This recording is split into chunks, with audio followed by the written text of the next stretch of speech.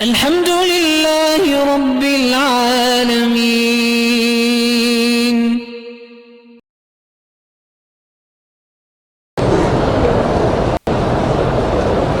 کہتے جی کہ اسماعیلی فرقہ جو ہے آغا خانی بھی کہلاتے ہیں، اسماعیلی بھی کہلاتے ہیں.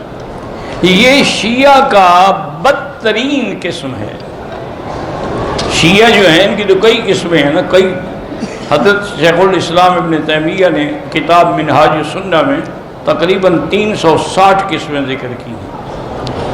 لیکن یہ آغا خانی جو ہے نا، یہ تو سب سے بدتر فرقہ ہے. شیعہ ہے لیکن بدتر کہ انہوں نے اللہ کے فرائض کا بھی انکار کر دیا، اور یہ آغا خان کو نعوذ باللہ خدا کا درجہ دیتے ہیں. تو ان سے تعلق رکھنا ناجائز ہے.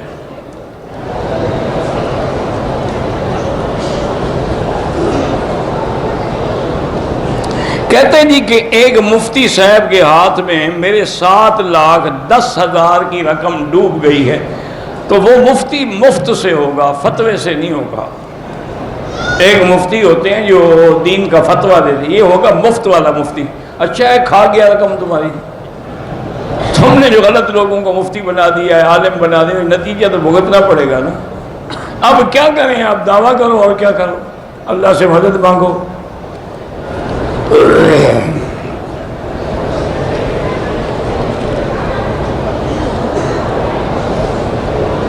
کہتے جی کہ ہمارے علاقے میں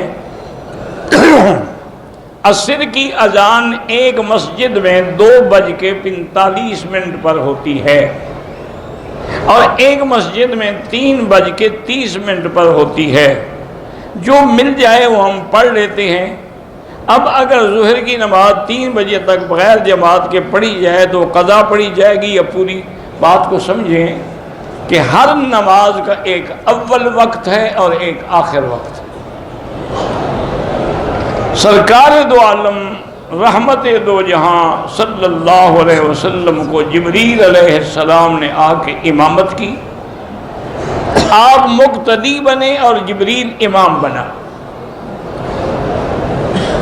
اسی سے علماء نے مسئلہ نکالا ہے کہ امامت المفضول علی الفاضل، کہ بھی مفضول بھی فاضل کا امام بن سکتا ہے، کیونکہ جبریل تو لا شک کا بھی ذالک مفضول ہے، حضور افضل ہے.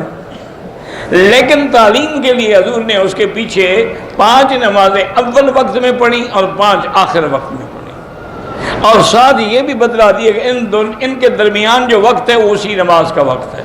اب جیسے فجر کا وقت ہے تو اس کا اول وقت جو ہے وہ اندھیرے میں ہے، صبح صادق کے طلوع ہونے کے بعد اذان ہو گئی، نماز ہو گئی. آخر وقت جو ہے سورج نکلنے سے پہلے پہلے تک ہے.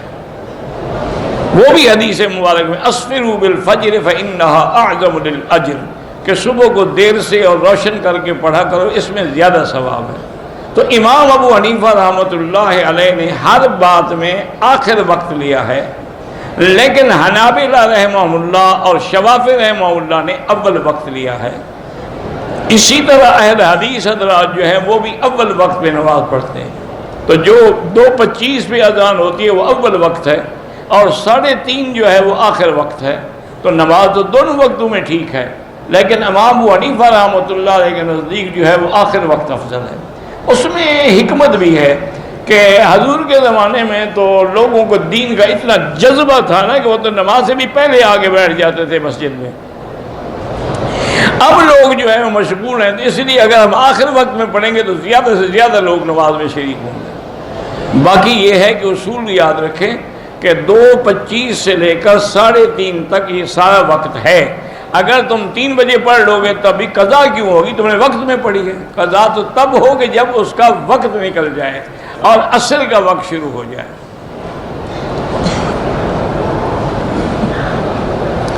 کہتے ہیں کہ کسی نے لکھا ہے کہ سدرہ نام رکھنا جو ہے یہ سخت ہے. کوئی نام نہ سخت ہوتا ہے نہ نرم ہوتا ہے. ایک بات یاد رکھو، تمہارا عمل سخت ہوتا ہے اور عمل نرم ہوتا ہے. سدرۃ المنتہا تو باقاعدہ ایک مقام بھی موجود ہے جہاں حضور صلی اللہ علیہ وسلم بھی تشریف لے گئے. اللہ کے قرآن میں بھی اس کا ذکر ہے، عند سدرۃ المنتہا عندہا جنۃ المأویٰ اذ یغشی السدرۃ ما یغشی. اور سدرہ ایک بیری کا درخت ہے.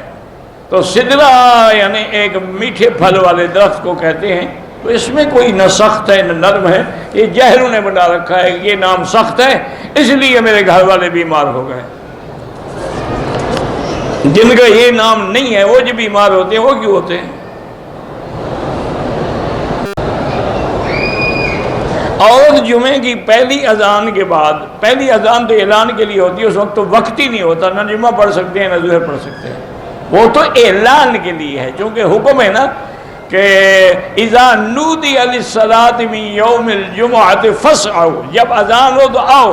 اب اگر ہم دوسری اذان کے انتظار میں بیٹھ رہے ہیں جو امام کے آنے کے بعد ہوگی، پھر آپ کیسے آئیں گے مسجد میں؟ وہ تو پھر آپ آ ہی نہیں سکتے۔ بدر البیع پھر بے شرا کب چھوڑیں گے؟ جب امام خطبہ شروع کر دے گا۔ یہ پہلی اذان حضرت سیدنا عثمان رضی اللہ تعالی عنہ نے اپنے دور میں شروع فرمائی، لوگ زیادہ ہو گئے، انہوں نے فرمایا کہ کوئی لوگ نماز سے نہ رہ جائیں، انہوں نے اعلان کر دیا کہ پہلے اذان دی جائے۔ لیکن چونکہ حضرت عثمان خلیفہ راشد ہیں، اس لیے ان کا عمل جو ہے وہ بھی سنت محمد مصطفیٰ علیکم سنتی و سنت الخلفاء الراشدین المہدیین تمسکوا بہا وعضوا علیہا بالنواجذ۔ یہ جو آج کل لوگ کہہ دیتے ہیں نعوذ باللہ بدعت ہے، اللہ کے فرمان کے اور حضور کے فرمان کا انکار ہے۔ حضور فرماتے ہیں میری سنت اور میرے خلفاء کی سنت، آپ کہتے ہیں بدعت ہے۔ خدا کا خوف کریں، کبھی عمر کو بدعتی کہتے ہو، کبھی عثمان کو بدعتی کہتے ہو، اللہ ہدایت دے اور کیا کہہ سکتے ہیں۔